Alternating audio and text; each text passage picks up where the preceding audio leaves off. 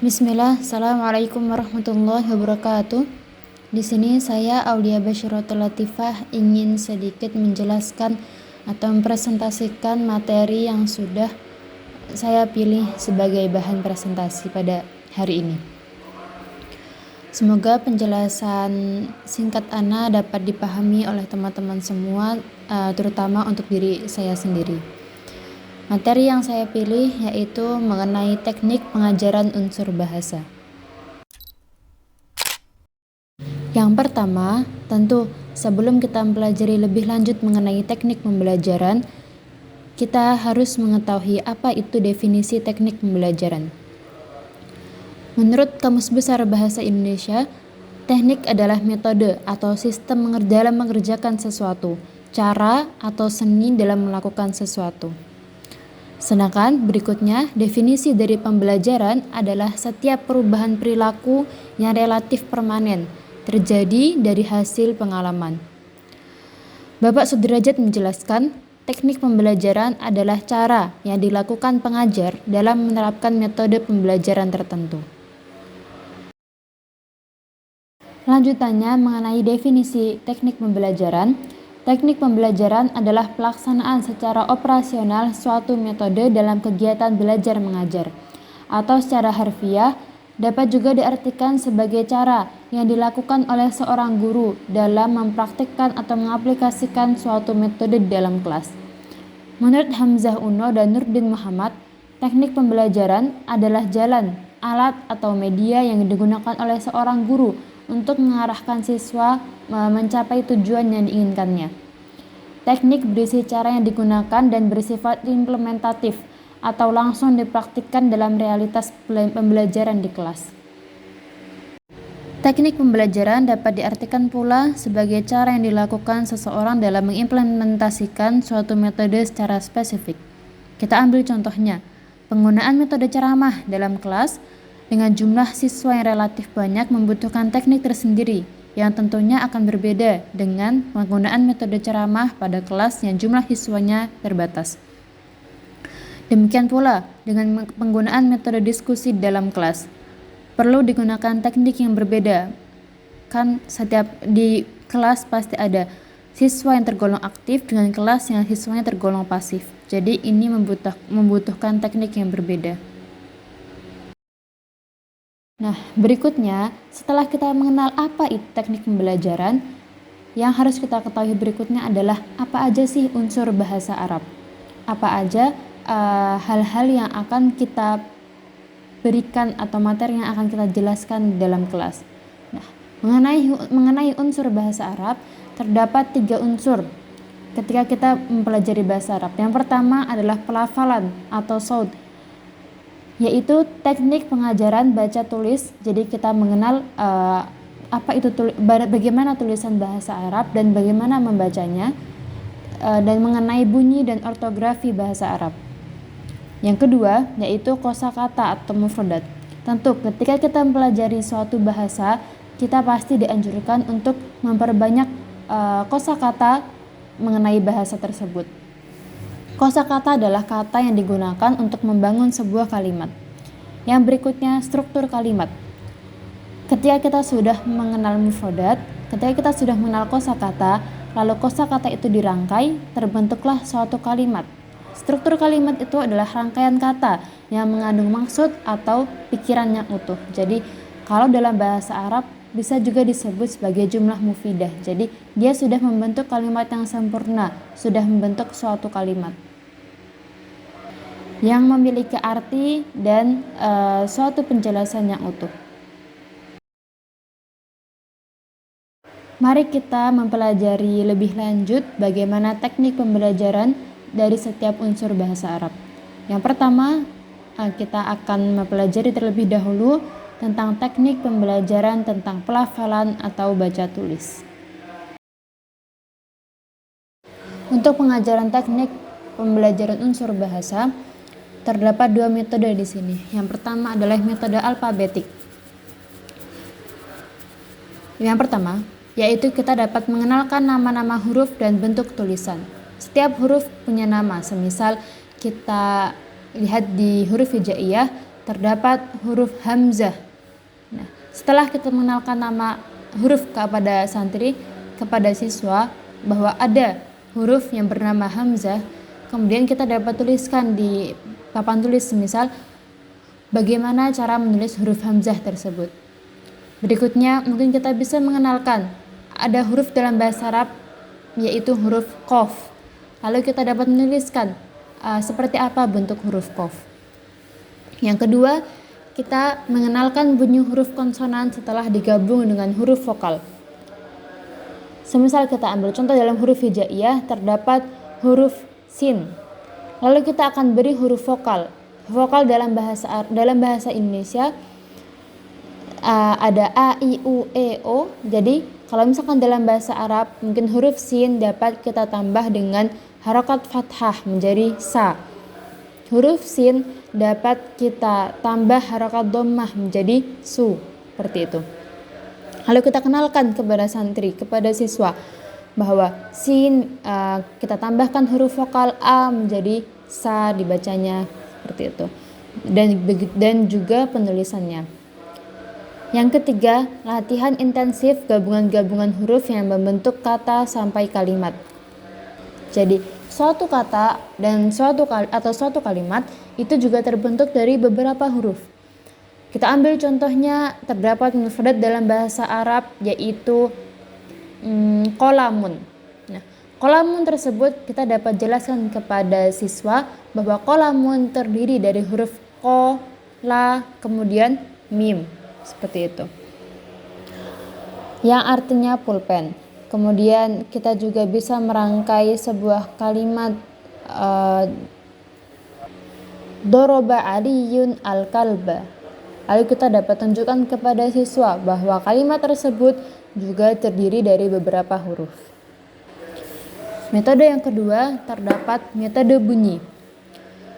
Yang pertama, metode sintesis, yaitu mengenalkan bunyi huruf kemudian dirangkai menjadi kata. Jadi yang pertama kita akan mengenalkan dulu huruf apa aja yang akan kita gunakan, kemudian kita rangkai menjadi suatu kata. Semisal ada huruf na, ba, ta menjadi nabata, atau ko, la, mun menjadi qolamun, seperti itu. Yang kedua, metode analisis. Berkebalikan dengan metode sintesis, kalau metode analisis dimulai dari suatu kata kemudian kita kupas menjadi beberapa huruf. Semisal ada kata salima menjadi sa-li-ma. Jadi dari kata lalu kita kupas menjadi beberapa huruf. Yang berikutnya ada metode analisis sintesis. Jadi metode tersebut adalah menggabungkan dari dua metode yang di atas. Unsur bahasa kedua yang akan kita pelajari adalah kosakata. Bagaimana teknik pembelajaran unsur bahasa mengenai kosakata? Hal yang perlu diperhatikan ketika kita mengajarkan suatu kosakata di antaranya adalah pembatasan makna, terjemah, dan tingkat kesukaran. Ketika kita mengajarkan kosakata bahasa Arab kepada santri, misal kitabun, mereka juga harus mengetahui apa makna dari kitabun tersebut. Kosakata juga bertingkat. Ada kosakata yang mudah untuk dihafalkan, ada juga kosakata yang mungkin sulit untuk para siswa hafalkan. Utamanya di bahasa Arab itu biasanya dalam satu kosakata bahasa Indonesia, misalkan kata keluarga dalam bahasa Arab terdapat bermacam-macam kosakatanya. Bisa kita pakai ahlun atau ailatun, misal. Bisa juga kita pakai usrotun. Jadi dalam satu terjemahan bisa jadi memiliki banyak kosakata bahasa Arabnya. Berikutnya, teknik pengajaran kosakata bahasa Arab. Yang pertama, kita perdengarkan kepada siswa bagaimana itu kosakata bahasa Arab. Misalkan qolamun, kitabun, darosa, atau doroba, seperti itu. Jadi siswa diminta untuk mendengarkan kata terlebih dahulu. Yang kedua adalah mengucapkan kata. Setelah mendengar, siswa diminta untuk mengulangi. Kita pimpin qalamun, lalu siswa mengikuti qalamun, seperti itu. Yang ketiga adalah mendapatkan makna kata. Setelah bisa mengucapkannya dengan lancar, lalu kita memberitahu atau kita memintanya untuk membuka kamus. Apa itu makna dari qalamun? Berikutnya yaitu membaca kata. Setelah lancar membaca kosakata dalam bahasa Arab, setelah mengetahui terjemahannya ke dalam bahasa kita, lalu kita ulangi lagi. Qalamun, pulpen, qalamun, seperti itu.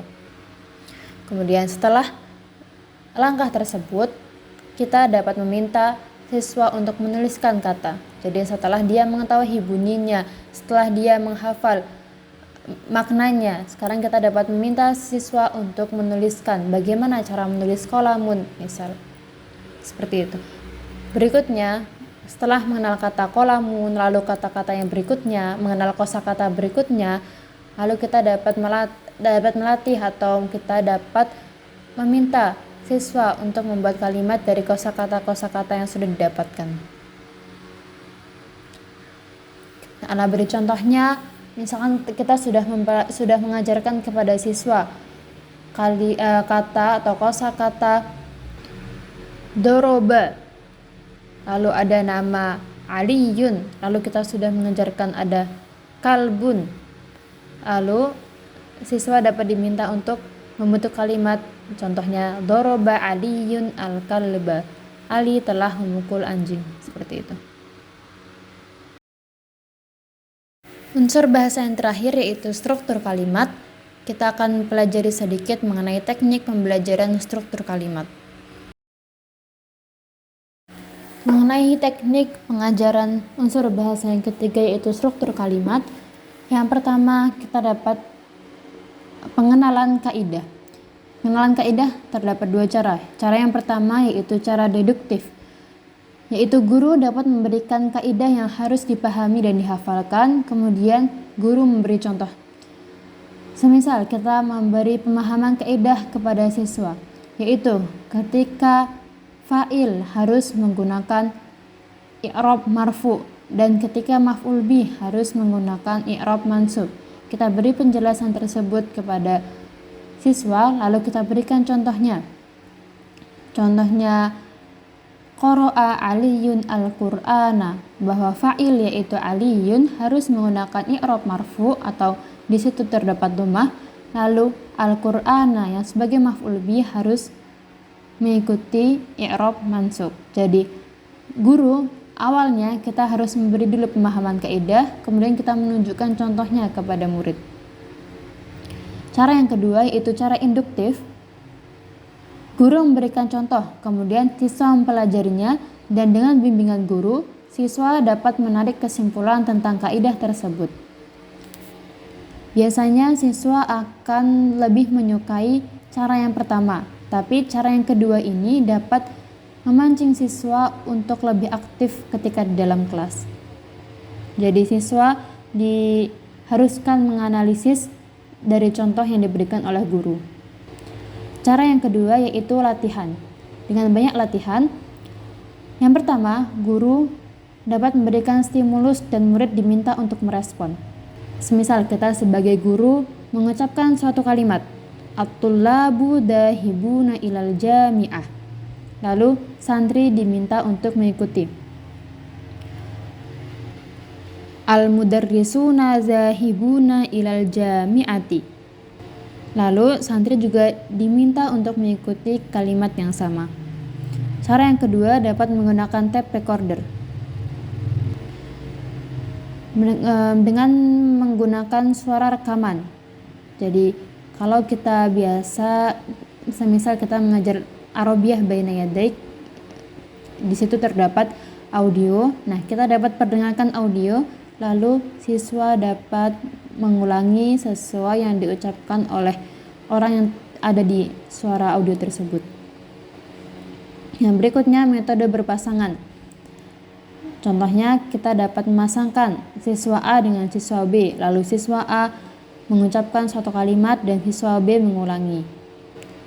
Berikutnya, menunjuk siswa untuk memimpin. Kita sebagai guru dapat menunjuk, semisal siswa A maju ke depan untuk memimpin teman-temannya mengucapkan suatu kalimat.